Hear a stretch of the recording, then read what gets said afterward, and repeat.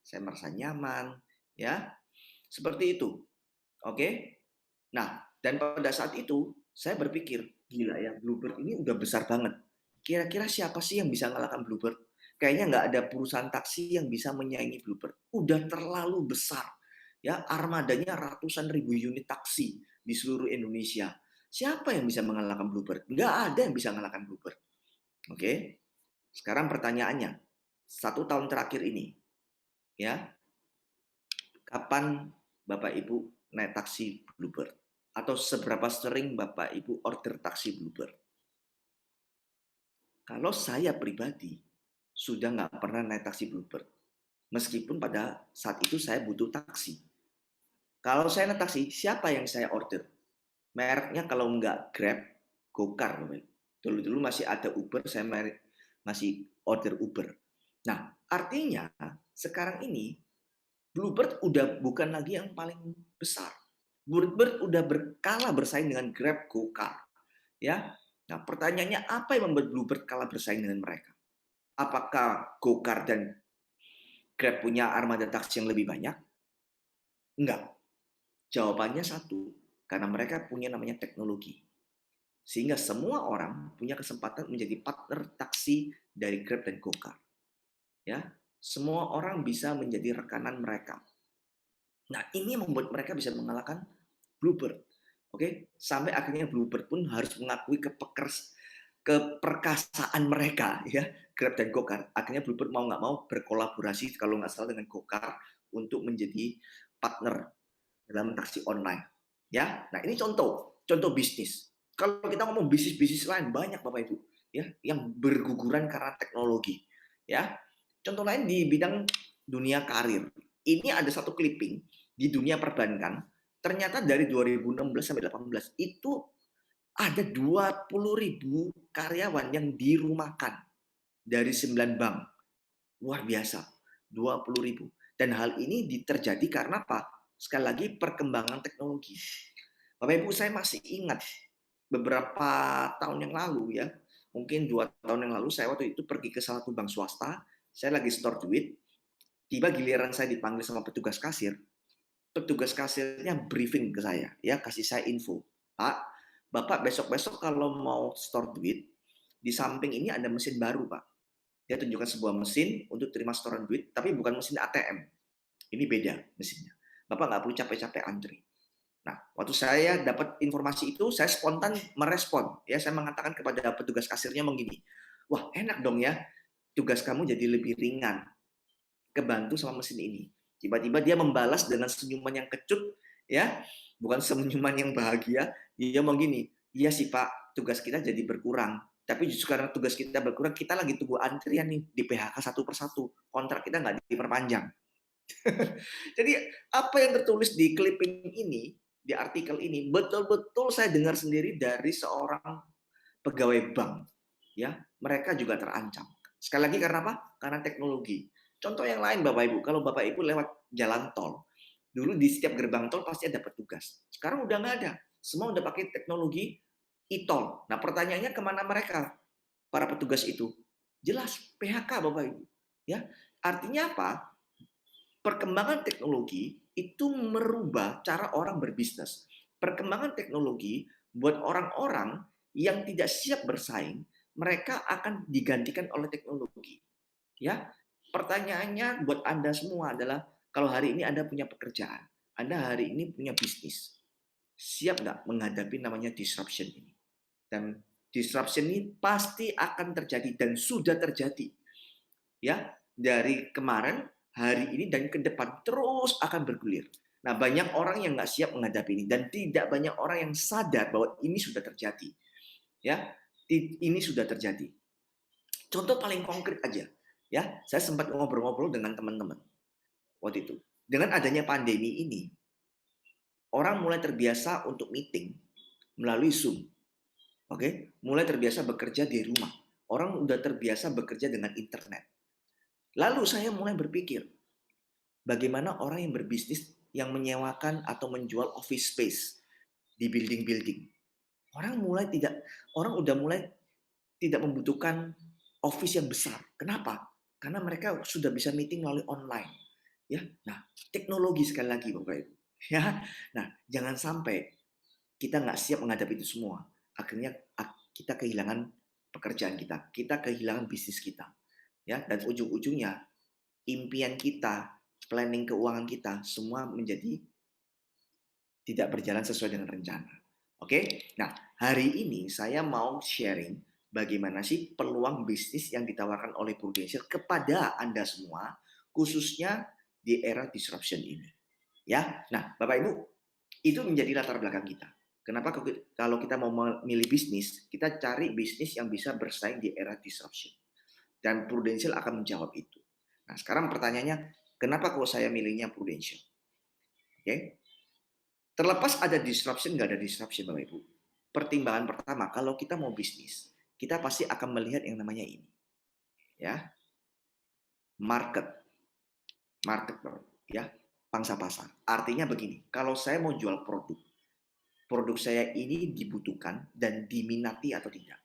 Ya, contoh, Bapak Ibu hari ini mau jualan bakso di satu perumahan tertentu. Nah, pertanyaannya, di perumahan ini banyak nggak orang yang gemar makan bakso? Betul kan? Di perumahan ini sudah banyak nggak pedagang bakso? Oke? Nah, ini jadi pertimbangan. Kalau Anda dapati bahwa, oh ternyata perumahan ini kebanyakan warganya vegetarian, misalkan begitu. Tidak banyak penggemar makan bakso, ya kan? Nah, atau terlalu banyak pedagang baksonya. Mungkin Anda perlu berpikir, cari wilayah baru, atau mungkin tidak berdagang bakso. Kan seperti itu. Nah, sama. Ketika kita mau berbisnis asuransi, pertanyaannya, kalau saya jual asuransi di Indonesia, masih banyak nggak orang yang butuh asuransi? Masih banyak nggak orang yang mau beli asuransi? Kan itu jadi pertimbangannya. Nah, untuk menjawab ini, Bapak Ibu, saya kasih perbandingan. Ya, saya kasih perbandingan. Perbandingannya apa? Saya kasih perbandingan dengan negara tetangga kita, Singapura. Bapak Ibu, negara Singapura ini kan negara kecil. Ya, negara penduduk kurang lebih 6 sampai 7 juta penduduk. Nah, Singapura Bapak Ibu, di situ perusahaan asuransinya itu banyak, nggak cuma Prudential. Dan Prudential sendiri sudah beroperasi di Singapura itu 90 tahun lebih. Mungkin udah mau masuk 100 tahun Bapak Ibu, Prudential di Singapura. Nah, kita lihat, dengan 90 tahun beroperasional di Singapura, Prudential sampai hari ini penjualannya masih bagus. Setiap tahun grow, setiap tahun omsetnya naik. Ya, luar biasa. Penduduknya berapa? Marketnya berapa orang? Hanya 6-7 juta penduduk. 90 tahun, nggak habis-habis. Sekarang kita kalau lihat negara kita, Indonesia, Indonesia adalah negara nomor 4 terbesar penduduknya di dunia ini.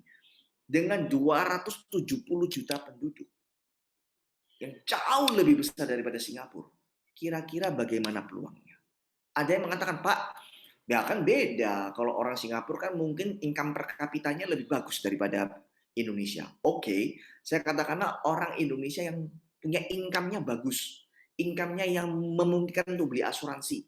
Itu hanya 30% penduduk saja. Masuk akal ya? Saya nggak ambilnya nggak banyak-banyak, saya ambil 30% aja penduduk Indonesia yang bisa beli asuransi. Karena punya income bagus. Berarti 30% saya kalikan 270 juta, itu 80 juta Bapak Ibu.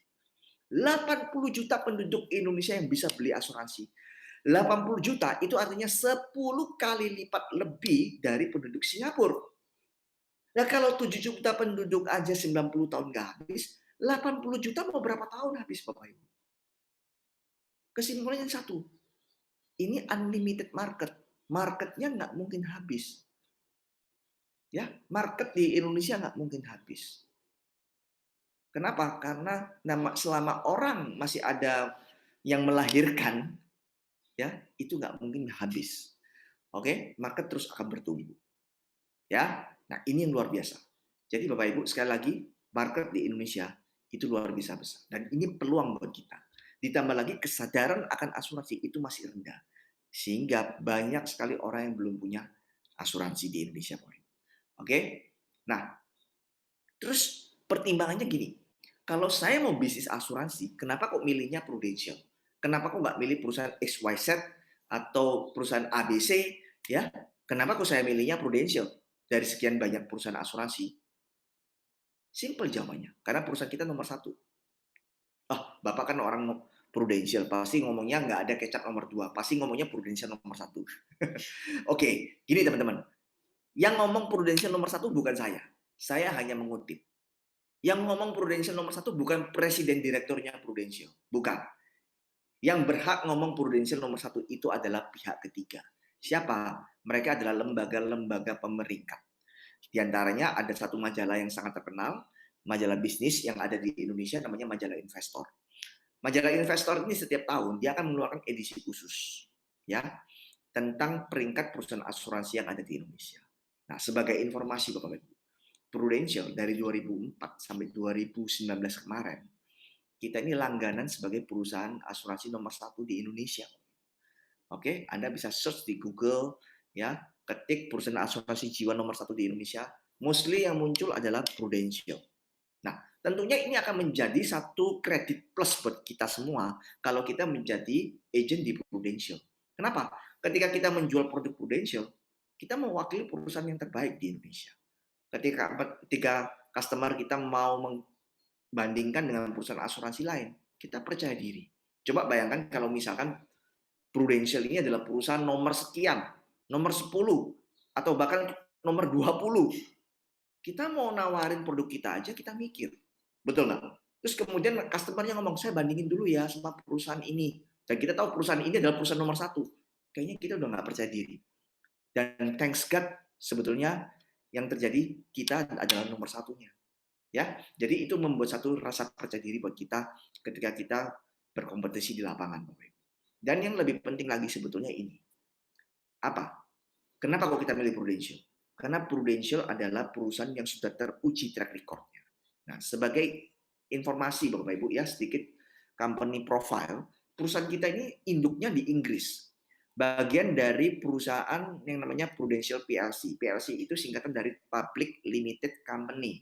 Kalau di Indonesia TBK, artinya perusahaan yang sudah tercatat di bursa saham.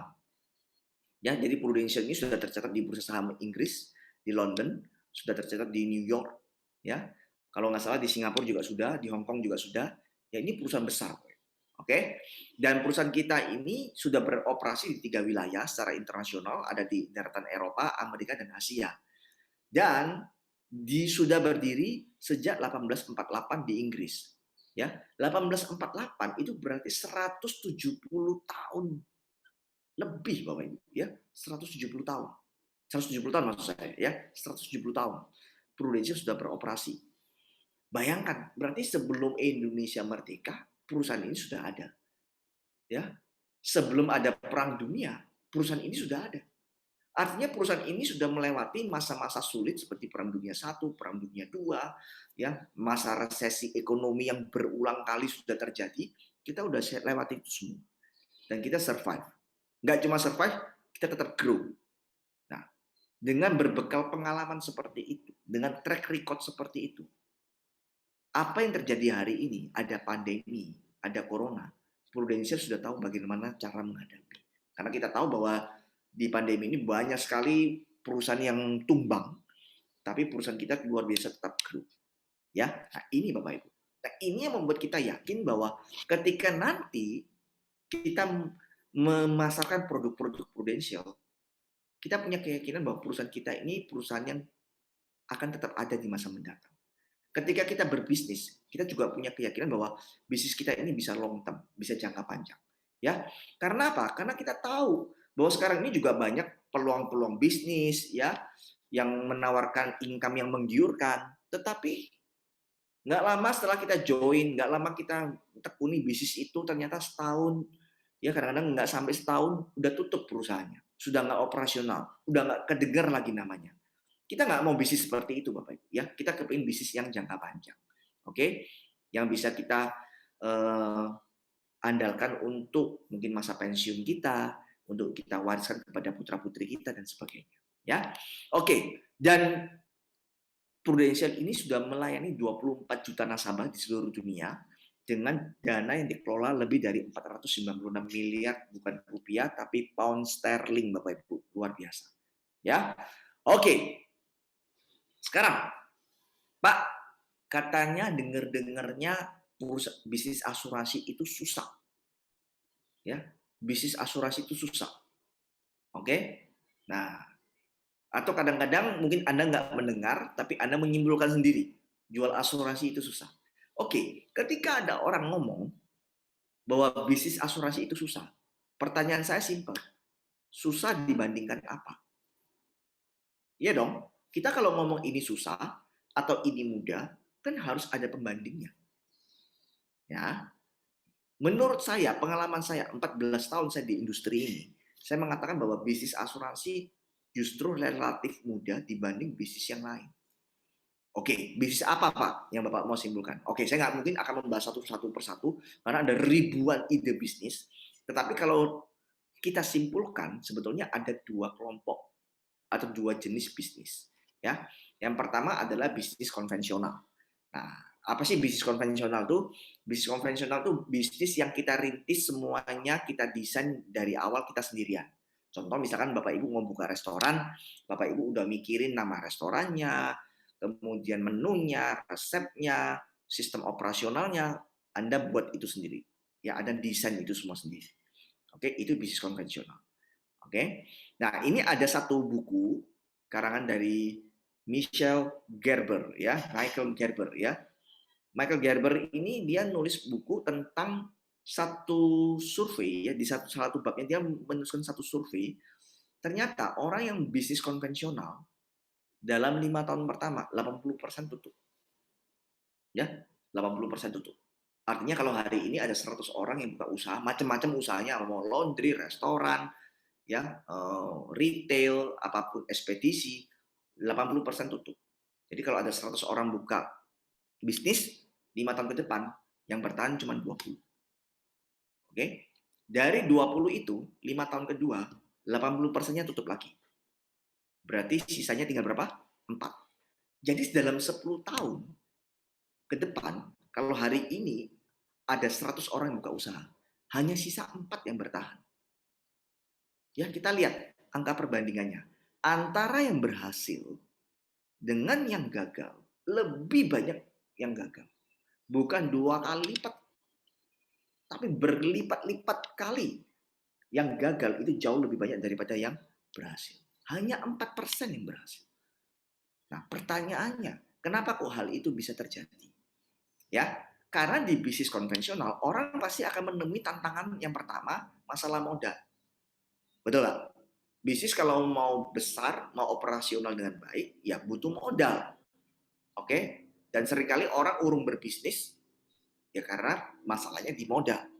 Kemudian nggak cuma butuh modal, butuh pengalaman. Ya, kalau hari ini Anda memutuskan bisnis, saya mau jual beli mobil, ya Anda harus tahu dong tentang dunia otomotif. Kalau hari ini Anda mau jual apa masalah? Misalkan let's say makanan, ya Anda paling nggak tahu lah tentang makanan, kuliner, ya kan? Dan kalau kita mau bisnis kita grow, semakin berkembang, kita mau bisnis kita bisa autopilot, kita butuh sistem. Dan bangun sistem juga nggak gampang. Ya, butuh pengalaman, butuh knowledge, butuh investasi. Nah, oleh karena butuh modal, butuh pengalaman, dan sebagainya, itu sebabnya bisnis ini penuh dengan resiko. Nah, sebagai bukti, saya tinggal, ya tempat tinggal saya tinggalnya di daerah perumahan Pakuan City, Bapak Ibu, ya di Surabaya, di Pakuan City, Surabaya Timur, ya. Saya tinggal di satu klaster namanya San Antonio. Nah, di rumah saya itu klaster San Antonio, di depannya itu ada ruko-ruko, banyak orang jual makanan. Oke, kalau Bapak Ibu mungkin pernah kuliner di San Antonio, ya boleh cek, ketik di chat saya pernah gitu ya. Nah, Anda bisa, itu kan banyak kafe-kafe, resto-resto. Ya, selama 5 tahun terakhir saja, saya udah bisa lihat sendiri betapa begitu banyaknya kafe, resto yang buka tutup, buka tutup, buka tutup, buka tutup.